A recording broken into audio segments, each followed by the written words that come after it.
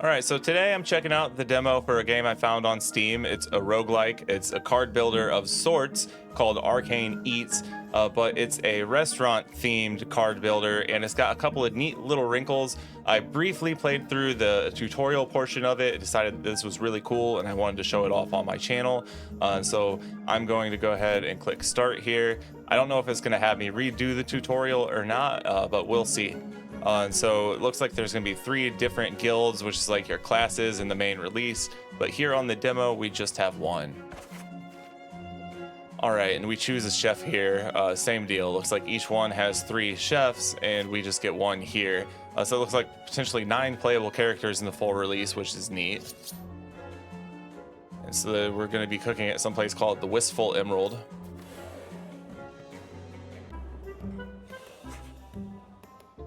The other thing I immediately noticed about this game is that it runs like a dream. I play a lot of Steam demos, a lot of indie demos, stuff from really small developers a lot of times, and sometimes it is not well optimized. I'm not playing on a fancy gaming rig or anything. It's a newer laptop, gaming laptop. It gets the job done, especially on games that are well optimized. And this runs fine on my laptop, which is awesome to see.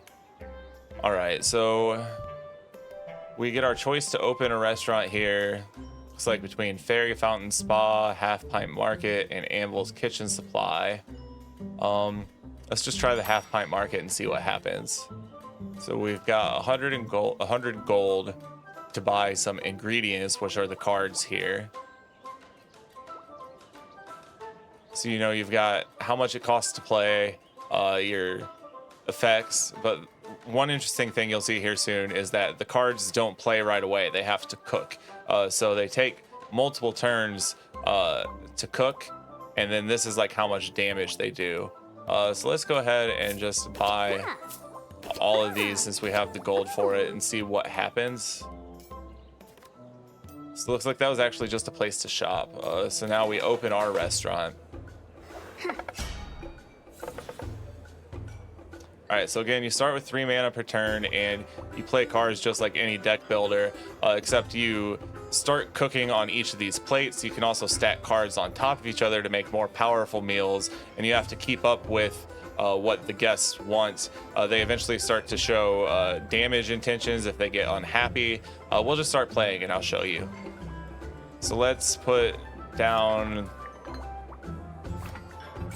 that, and a potato, and a star potato. She's got 9 hunger. That gets up to 12, and that should cook next turn. All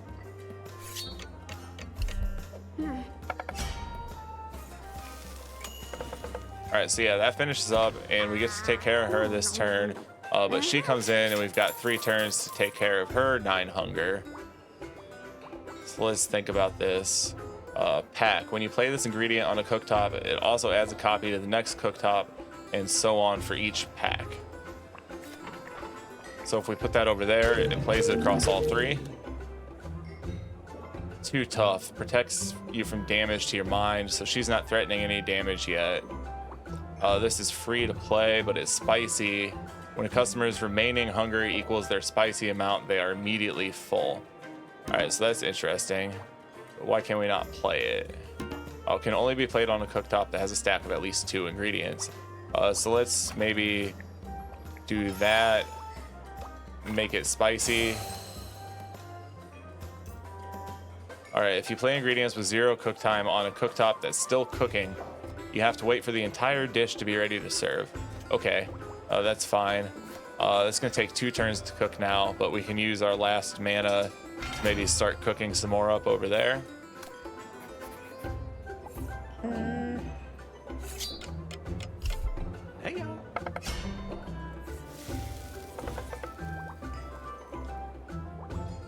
All right, so that's all still cooking, so I think we can add things to everything that is still cooking. He drops dirt in our discard pile when he leaves. So let's think about this here. That'll cook next turn and should hopefully take care of her. And then target food on a cooktop to reduce its cook time by 1. Okay, that's interesting. So what if we go ahead and use that to feed her this turn, and then put that, which makes this really strong? I think that should work out well. All right, so now there's a goblin guy. I think he's the boss of this level. He's threatening to complain at us next turn, which is the damage. And also each turn their damage increases as they become more impatient. So I believe that he deals 1 damage, but then he's going to grow more impatient and deal 2 damage, so on and so forth. So we need to make sure that we take care of him next turn. So let's put that on there and probably garnish it. And here we can add the potato. So every time we feed him, he gains some impatience. That's his mechanic.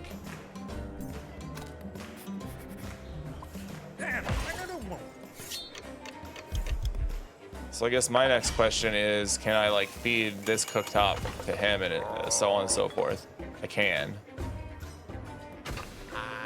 Let's do that.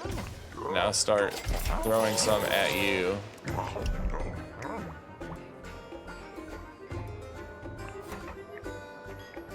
Start cooking there.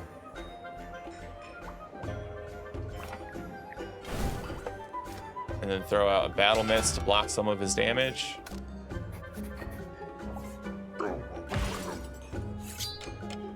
Again, the name of this game is Arcane Eats, and the demo is available on Steam.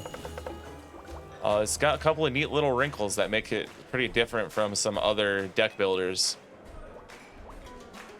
Okay, so he's got 7. He's about to deal 2 damage to us twice. He's thinking. That's ready to feed. That actually took care of him.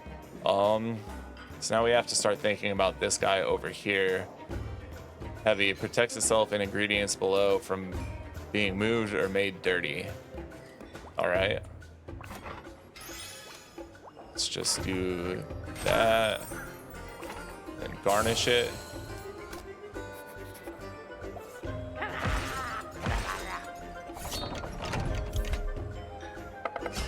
All right, so we do take a little bit of damage there, but that takes care of him. All right, it seems like that's that whole encounter.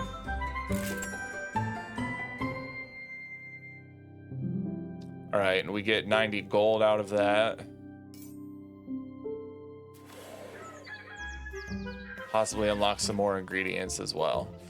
All right, so now we get to shop again.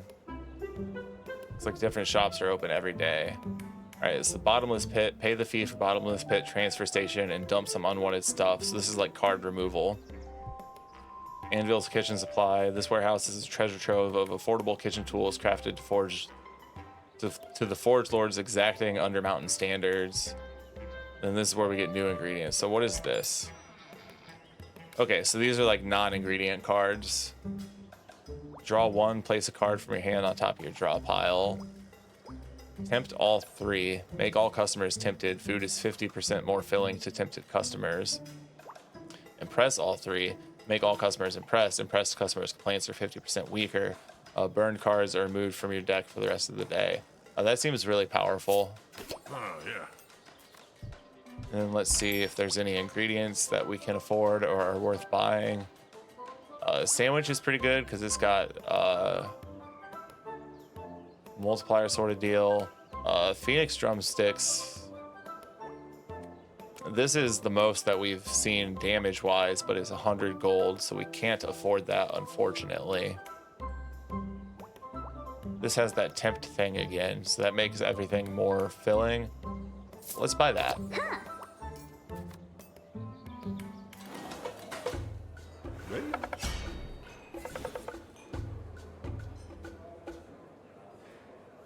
All right, so he's gonna add things to our draw pile. but he should be pretty easy to feed.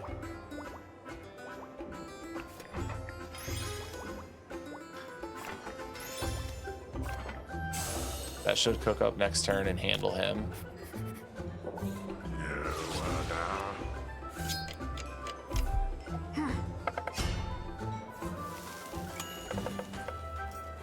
Alright, meet a customer's heart's desire to earn a better tip. It may lead to other rewards as well. So her desire is to be served food with the starch ingredient. Feed him to take care of him. While in your hand, -2 to all ingredients, unplayable at the real concert. Alright, so that kind of makes all of our ingredients worse here, which sucks. Let's do that. Let's just go ahead and finish cooking it and start working on her damage. She's only got, that's what that means, is she's gonna gain more hunger next turn. All right, and eager, I can only feed her this turn. So that's 8. 10. All right, she's gonna get more and more impatient too.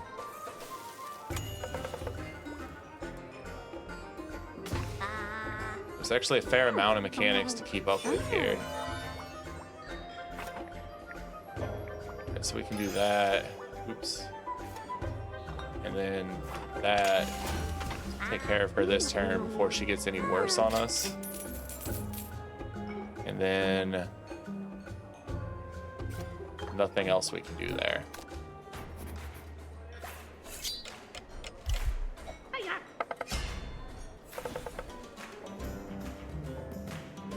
Okay. That is really good because it gets us started across 3 different plates.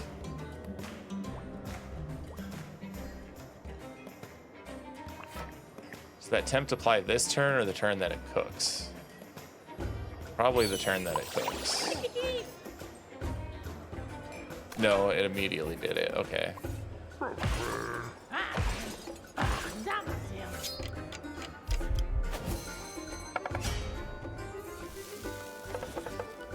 Waiting list will grow if there are not enough seats available for their party. Customers on the waiting list will grow impatient too.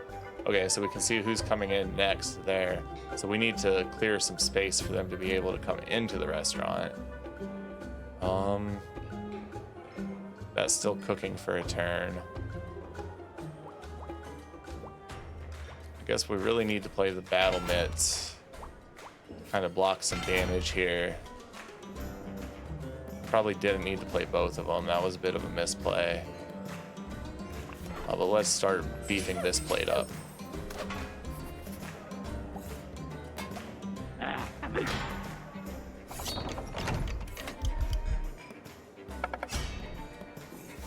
Alright, so door closed. That mean that that's the last of everybody that's gonna come in? That would be my assumption. So we can feed that to her. This to you. Alright, that's our boss this level. Cannot leave without the whole party. So I mean, does that mean she has to be the last one killed? That's how I'm gonna kind of interpret that. So feed that to you. Now let's start cooking up something big for next turn there.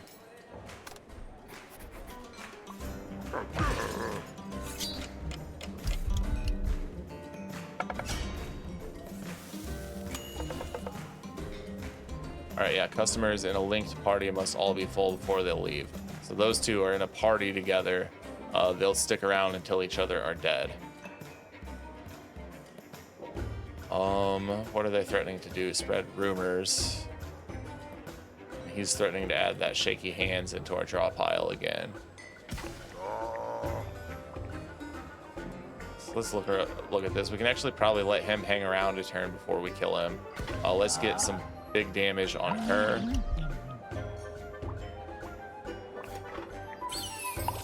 then I think it's going to be important to get ooh, I misplayed that. That was our best card and I should have played it first. But either way, what I was saying is it's important to get things cooking across multiple plates here.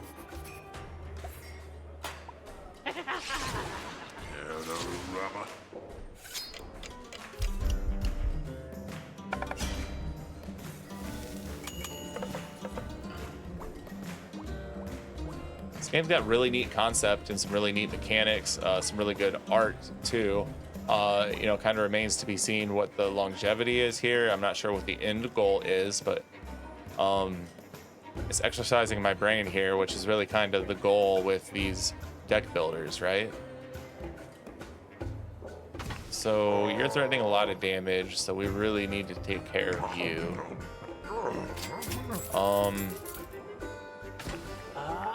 That gets rid of you.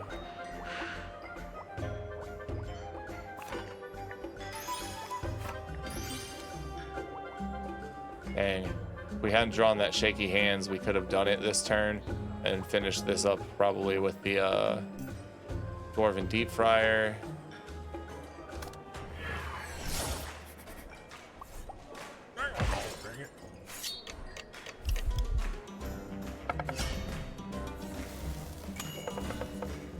Okay, so that's done. We need to come up with 5.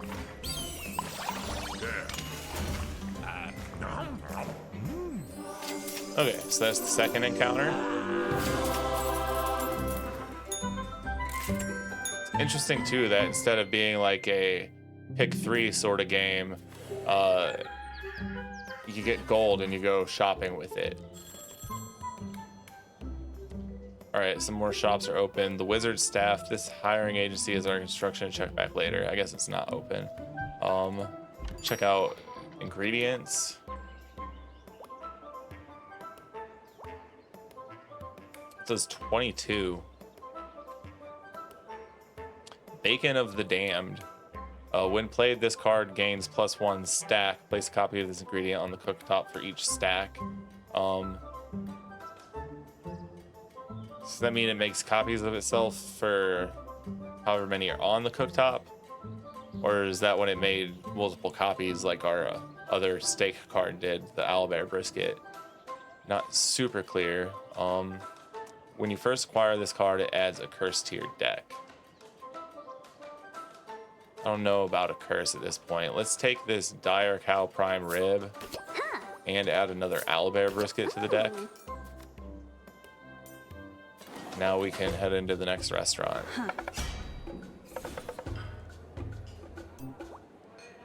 Tempt all 3. Okay, so this is that last card that we bought. Can only be played once though. It's like Exhaust and Slay the Spire. So let's think about this for a second. Let's start cooking up in a couple of places this time.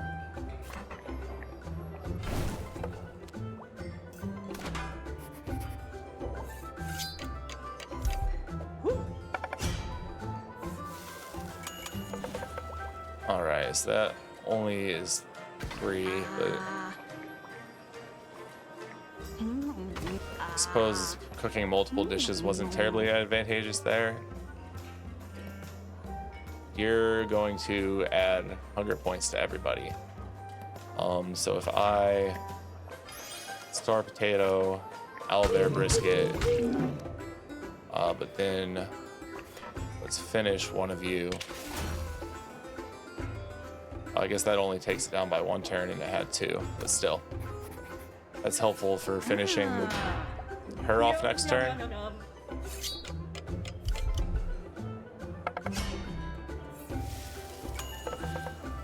Alright, so this one's done and we can feed it to her. She goes away. She's gonna add 3 hunger to everybody again.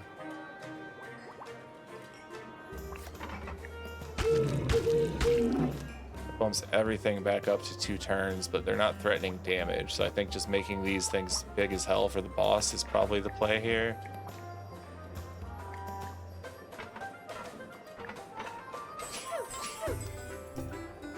And that might eventually take care of her when she gets ready to be served too.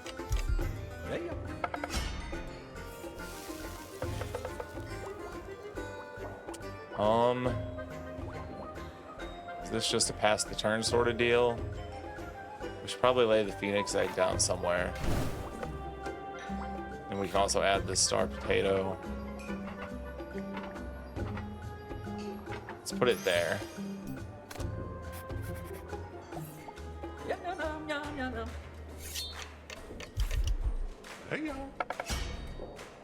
Alright, so she clearly needs to be gotten rid of. She's a problem.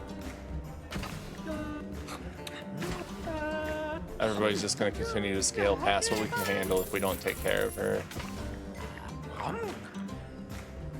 He's got 3 left, but we can probably take care of that this turn.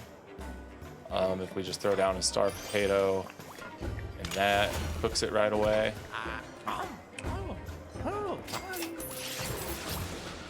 Now we can start cooking there. Alright, I'm starting to put it together how this works.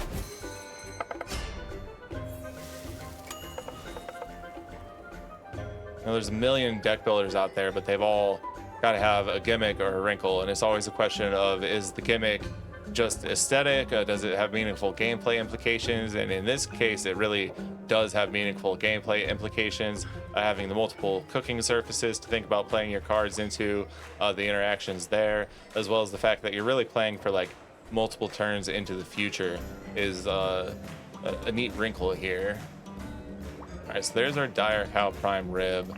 Let's just go ahead and throw that bad boy down.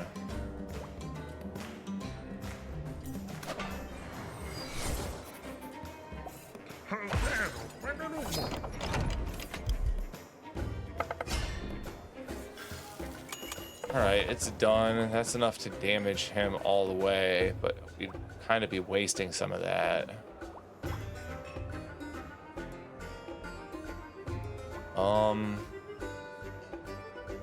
That's 8 damage, but takes a turn to cook.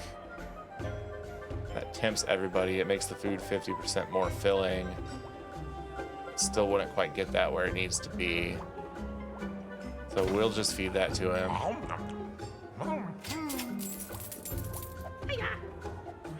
And let's go ahead and start cooking that. Now the boss is here.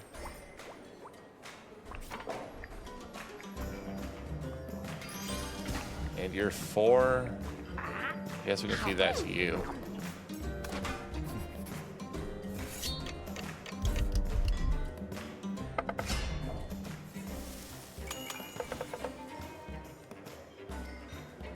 Alright, so this one's done cooking and it's enough to take care of that guy. Alright, so she swipes things. So she'll knock off the top ingredient on the cooktop each turn. Let's just do that and feed it to you. And then start cooking stuff away from where you guys can swipe it. I guess she has big reach. Little guys can only reach right in front of them, but I guess her power as a boss is that she can swipe the whole table. Threatening 6 damage at us. God, they're also all linked together, huh?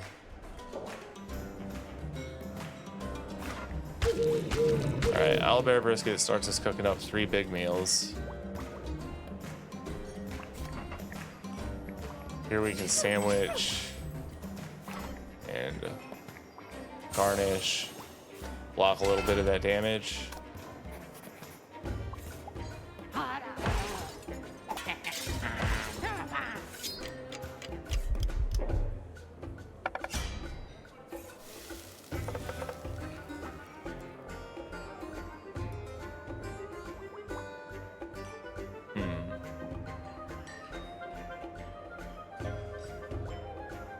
Probably do that just because the fact that it's 3 ingredients for 1 card. Tempt all 3, press all 3, burn. Tempt makes the food more filling. And that's not helpful for us this turn. Probably just put something shitty on top of one of the meals to a couple of the meals because she's about to swipe.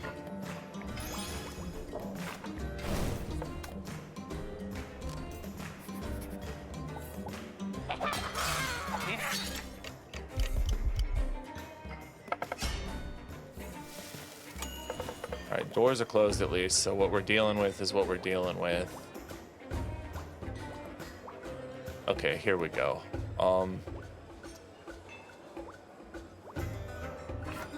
Let's put that over there.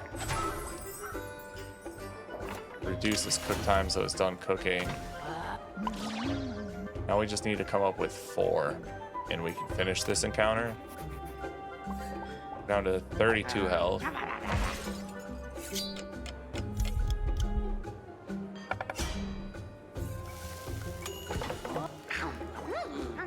All right, perfect.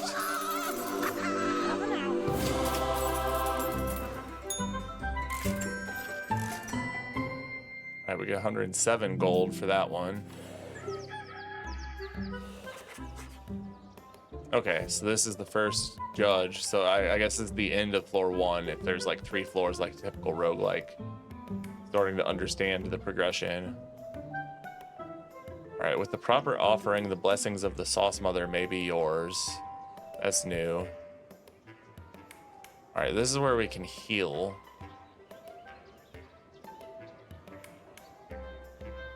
All right, so we get a choice between that. I'm feeling all right with 29 health, so let's see what these sacred sauce pools are all about. It says the Sisters of the Sauce Mother can bless your ingredients or tools by dipping them in the sacred sauce pools. Choose wisely. Each card can only be dipped once. Okay, so we get to add some sort of buff to one of our cards. Persistent stays in your hand between turns.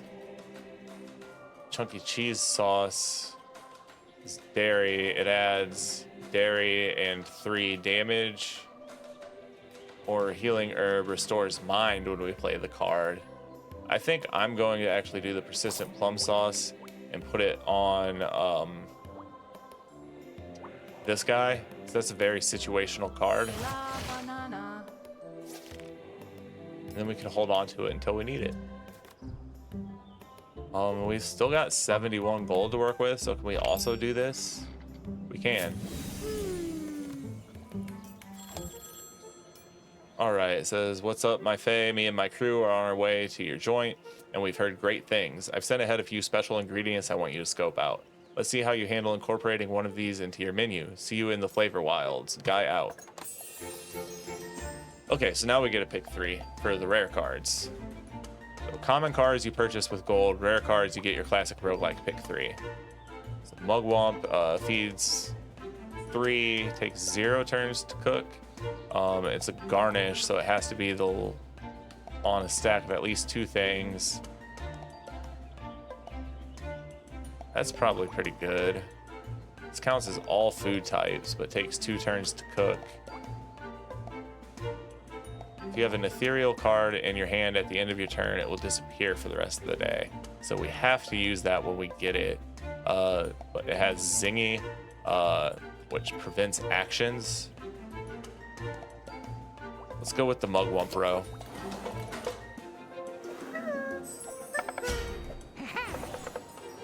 Guy Fairy, like Guy Fieri. Okay, I get it. You must serve at least 1 dish that includes the special ingredient to the Mithril Council judge, or they will not leave. What is the special ingredient? Did it tell us? Maybe it's like a mystery. All right, what are you doing? Feeling a mood coming will gain a status effect. He needs 80. Wow. Okay. Should we just cook that up? That seems wise.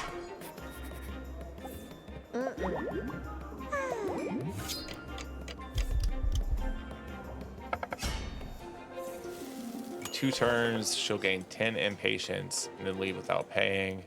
Spicy fairy dust drops a sizzle sprout powder card into your hand when they leave. Roll the dice needs more spice. He's gonna rearrange ingredients between cooktops. Interesting. And distracted, ignores all food and status effects in the next dish fed to them, wears off at the end of turn. Okay, so like we can't feed her this turn, which sucks because I would have liked to feed that right there to her.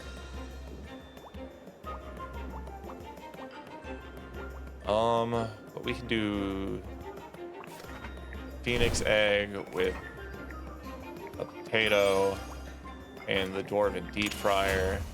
Throw that at that fairy. And then do 22 to big guy here. Or why can't I do that? Does it not have the secret ingredient? Take me to the flavor wilds. Only eats food with spicy, chill, or zingy ingredients. Oh no. And we can't add it to a finished meal. Alright.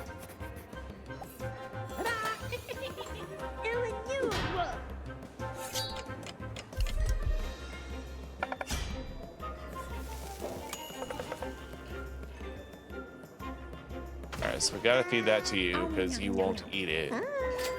You'll only eat spicy shit, huh? Spicy, chill, or zingy. Alright, at least there's an opportunity to add some chill to a dish. So let's start with our owlbear brisket. Sandwich. And then get the garnish on top of it so we can actually feed him. Our garnishes are going to be key here because those are our only things with those attributes.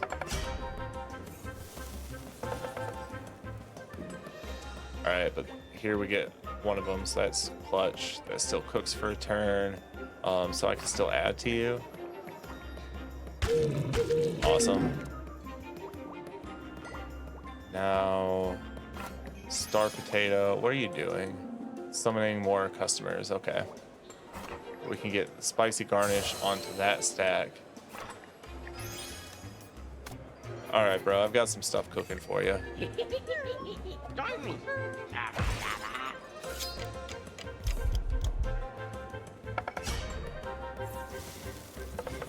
I still have another turn to go.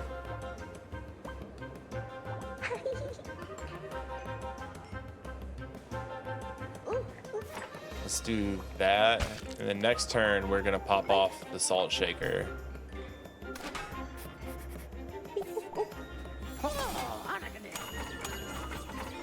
Oh, he shuffles all my ingredients around.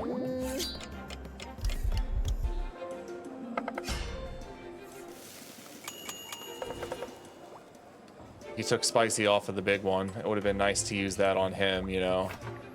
Oh, we can still do that? Oh, because this takes 0 turns to cook, so it can go on a finished dish. Cool, I can live with that. So now let's throw the 14 at you. You're getting 44 to the face.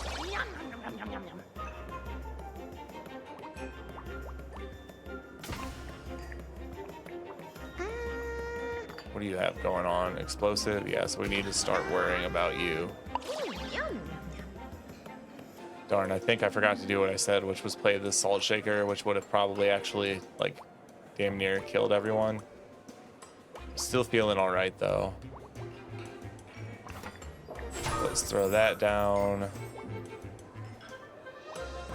This over here. Start garnishing it for him. This one will just be for her.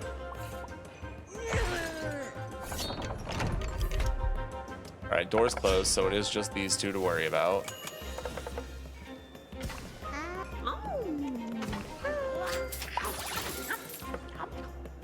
Okay. Feeling good now.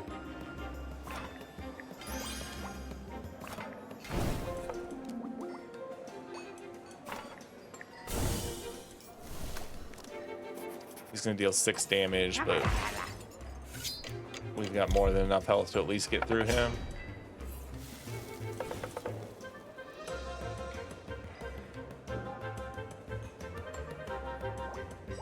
Okay, we need to get garnishes on more things. He is about to call in more help, though. Yeah.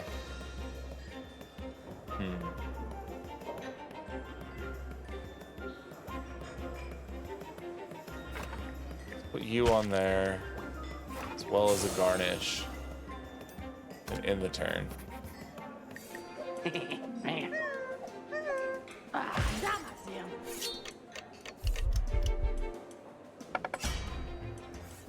tell that this is a game that's going to take a while to learn. I can just see suboptimal plays all over the place. Oh yeah, thanks. Don't lose your mind or the run is over.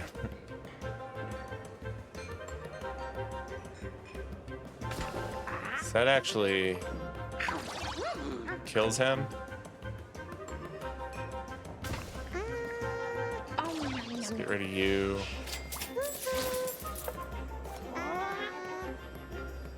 Let's do that.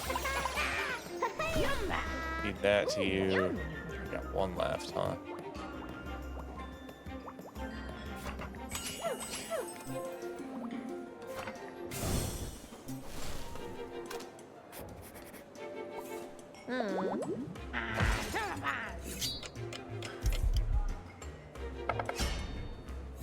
He used to be served the special ingredient still. What is the special ingredient?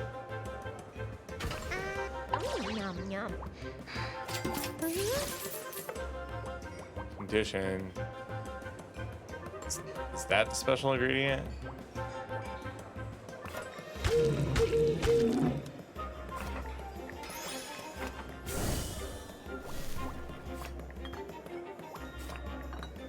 Oh, that can only go on something that has a stack of 2.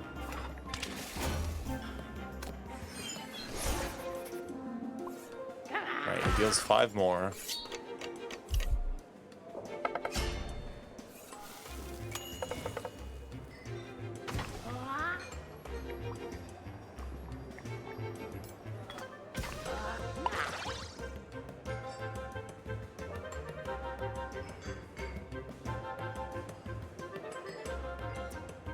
I'm not sure what they mean by the special ingredient. We just have to suss it out, or...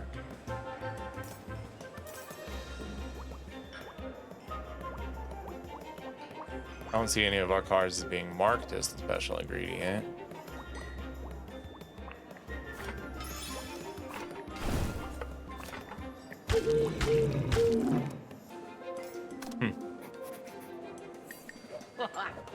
He's calling in help, so I don't think we're gonna win this one.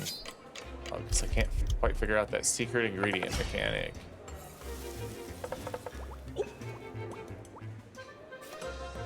Alright, we definitely need to block.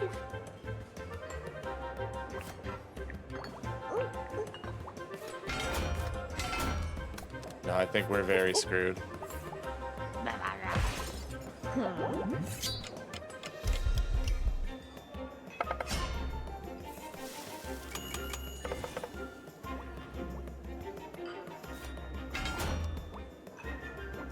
Yeah, there's nothing we can do. They're about to kill us here. Let's just get it over with, guys.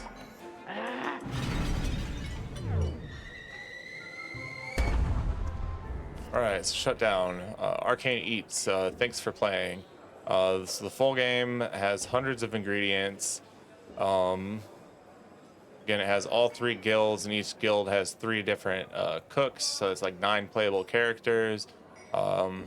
Recruit a crew of waitstaff and sous chefs. We didn't see anything like that. Be curious what that's about.